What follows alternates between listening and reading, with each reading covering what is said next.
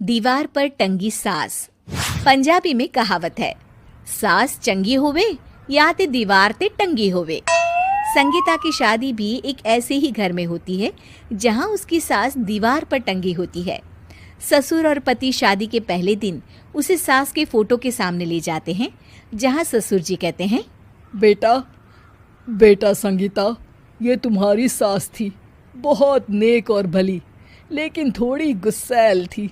गुस्सा आने पर सब तहस नहस कर देती थी, पर अब ये इस दुनिया में नहीं है। हाँ संगीता, माँ होती तो तुम इनकी कोई बात टाल नहीं सकती थी, वरना तो माँ घर में भूचाल ले आती। संगीता मन में खुश होती है कि अच्छा है कि ऐसी औरत अब इस घर में नहीं है, लेकिन दिखावे के लिए वो जैसे ही सास की फोटो के सामने हाथ जोड़कर खड़ी होती है, ये क्या? सास उसे देखकर मुस्कुराने लगी।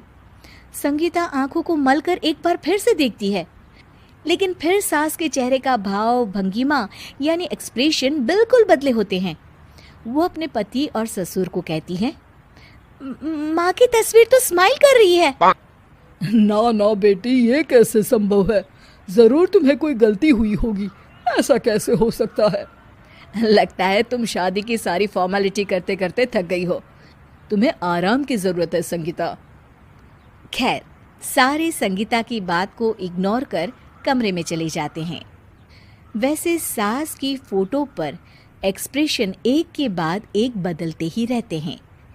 सुबह होती है, पति और ससुर को काम पर भेजकर संगीता कमरे की सफाई करने में लग जाती है कि तभी उसे आवाज आती है, टेबल ठीक से साफ करो।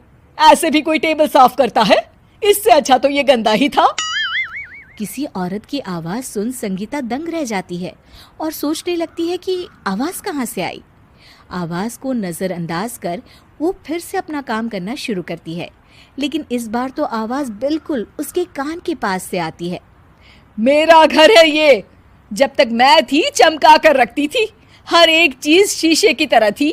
तुम्हें तो ना सफाई आती है ना कुछ पता है। क्यों तुम्हें मेरे घर की जिम्मेदारी दे दी गई है? पता नहीं तुम में मेरे बेटे को क्या दिखाई दिया। मैं होती तो एक से बढ़कर एक लड़कियों की लाइन लगा देती। अब संगीता को समझने में देर नहीं लगी कि ये आवाज किसी और की नहीं बल्कि उसकी सास की है, जो दीवार पर टंगी है। वो उसके पास जाती है और कहती है, नमस्ते सासू माँ, मुझे तो कल ही लग रहा था कि दीवार में कुछ काला है। वो दीवार नहीं, दाल होती है पगली। सही पकड़े हैं सासू माँ। तो क्या हो गया आपको जो आप यहाँ भी चैन से नहीं बैठी हैं? सुना मैंने आपका व्यवहार काफी गुस्से वाला था। चुप रह तू, ज्यादा बकर बकर ना कर। घर का काम करना तो आता नहीं, आई है मुझसे बहस करने। हाँ देखिए सासू माँ, मैं आपसे साफ साफ कह देती हूँ, मुझसे पंगा लेने की कोशिश मत करिएगा। तभी पीछे से संगीता का पति आता है। अरे संगीता, किससे बात कर रही हो? कौन है वहाँ? संगीता की सास की फोटो फिर से पहले जैसी हो जाती है। आपकी माँ से कह रही थी कि मुझे काम करना आता। अरे संगीता, माना सास के ताने हर बहू को अच्छे लगते हैं, लेकिन यहाँ तो माँ है ही नहीं, तुम तो फोटो से ही। तुम भी लाजवाब हो संगीता। किसी को विश्वास नहीं होता कि संगीता अपनी मरी हुई सास की फोटो से बात करती है। वहीं आए दिन संगीता की सास संगीता को किसी न किसी बात पर आते जाते ताने देती। संगीता को भी अब सास के तानों और उनसे बात करने की आदत हो गई।